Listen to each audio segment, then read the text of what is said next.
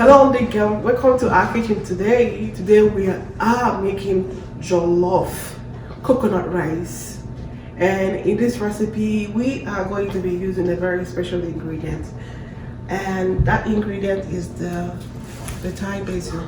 Okay, we're going to use Thai basil. We're going to use jollof spice, 1 love food jollof spice, 1 love poultry seasoning, and we are also using goat meat.